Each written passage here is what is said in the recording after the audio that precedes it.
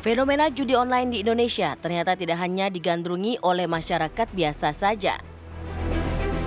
Bahkan sekelas pejabat negara pun dilaporkan turut bermain judi online. Dalam rapat kerja dengan Komisi 3 DPR, Pusat Laporan dan Analisis Transaksi Keuangan PPATK mengaku mengantongi data bahwa lebih dari 1.000 anggota legislatif, mulai dari DPR, DPRD, dan pegawai Sekretariat Jenderal Legislatif menjadi pemain judi online. Dari anggota yang terlibat, PPATK mengungkapkan jumlah transaksinya bervariasi. Kepala PPATK mengungkapkan jumlah transaksi judi online di anggota Dewan mencapai 63.000 transaksi dengan angka transaksi bisa menyentuh ratusan juta hingga miliaran rupiah per orang. PPATK juga mengaku telah mengantongi data pribadi para anggota Dewan yang terlibat dalam transaksi judi online. Keterlibatan para anggota Dewan mulai dari tingkat pusat hingga daerah dalam transaksi judi online sungguh ironis. Di saat pemerintah gencar memberantas praktik judi online, oknum anggota Dewan justru melakukan praktik melawan hukum. Tim TV One mengabarkan.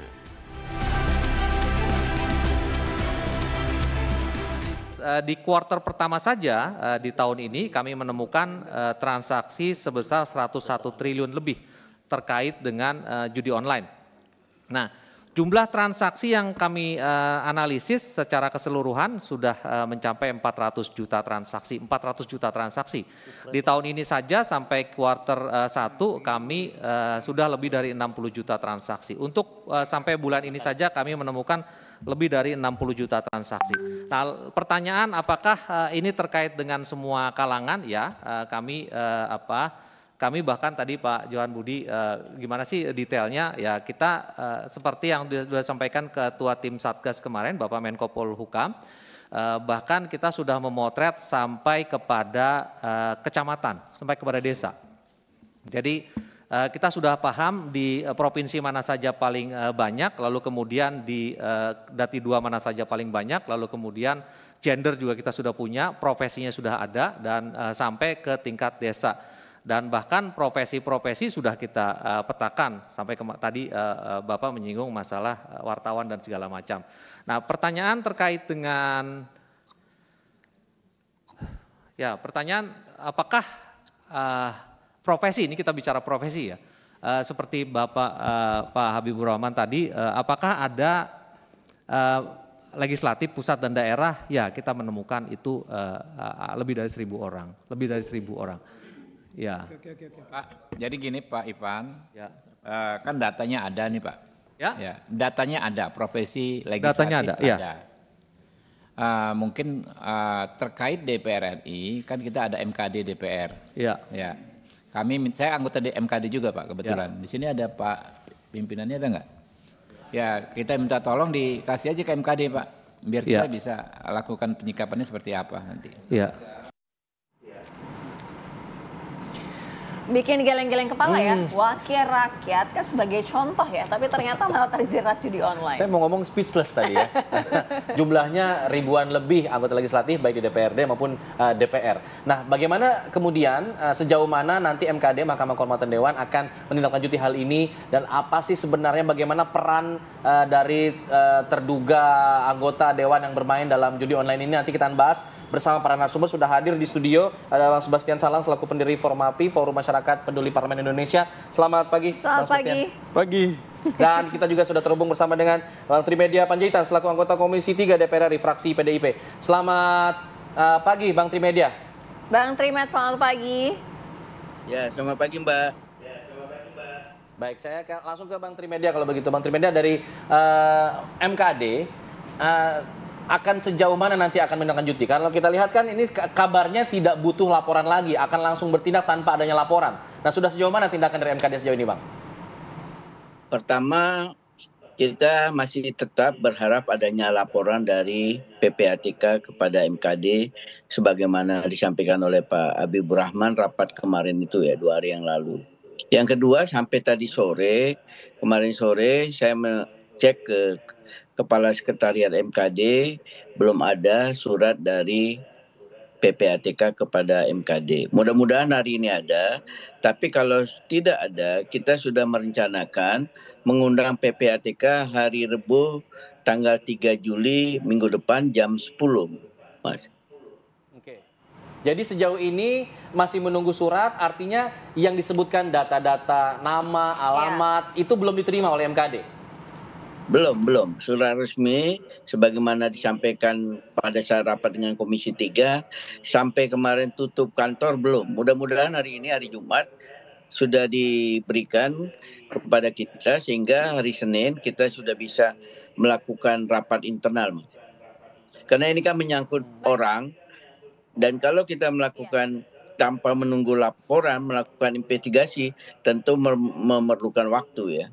Kita lebih baik menunggu surat dari PPATK, karena PPATK itu sudah membuat nama siapa anggota dewan yang bermain judi dan kualifikasinya seperti apa, apakah dia pemain kecil atau pemain sedang atau pemain besar. Tadi kan Pak Ivan sudah menyampaikan ada yang puluhan, ada yang ratusan, bahkan ada yang miliaran bermainnya. Nah itu juga akan kita telusuri nanti dari data yang mereka sampaikan. Kami yakin kalau kami undang PPATK Rabu minggu depan. Bang Trimet, artinya langkah secepatnya apa yang akan dilakukan dalam rapat nanti, mungkin akan dibahas, investigasinya akan seperti apa? Loh, kalau hasil PPATK tidak perlu investigasi lagi.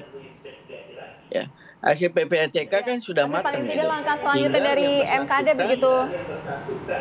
Ya, tinggal yang nama-nama yang disebutkan itu kita atur pertemuannya. Tentu urusan MKD adalah yang menyangkut anggota DPR RI. Kalau menyangkut DPRD provinsi, kabupaten, kota, bukan kewenangan kami. Tentu kami akan fokus kepada anggota DPR RI. Kita langsung panggil, Mbak.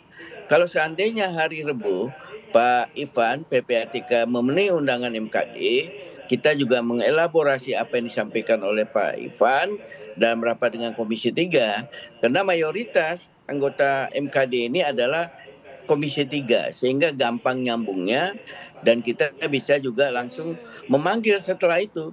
Bisa saja Kamis atau Jumat kita sudah mulai lakukan pemanggilan klarifikasi kepada nama-nama yang disebutkan oleh PPATK, terutama yang pemain besar yang menurut saya.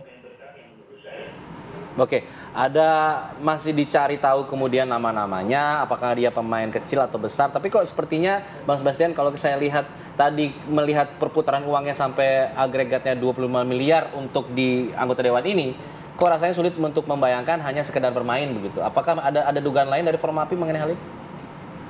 Ya, pertama tentu ketika PPATK mengungkap ini, itu suatu langkah yang baik menurut saya, karena kalau kita bicara soal judi online ini kan bukan baru sekarang. Betul. Sudah lama. Cuma negara ini serius tidak memberantasnya untuk memberantas judi ini. Gitu. Nah, ini hanya trigger menurut saya ketika PPATK mengumumkan begitu dahsyatnya judi online ini, yang membuat kita menjadi tercengang-cengang. Sebetulnya prakteknya udah luar biasa. Nah, yang membuat ini semakin seksi kan ternyata orang-orang yang kita sebut sebagai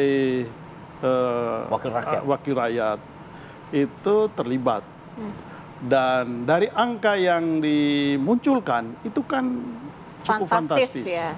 Nah, saya setuju tadi Bang Trimet itu mencoba mengkategorisasi peran dari orang-orang yang diungkap, karena dari penjelasan PPATK itu kan sangat rinci ya, namanya, nomor yang digunakan, nominalnya itu kan jelas sekali.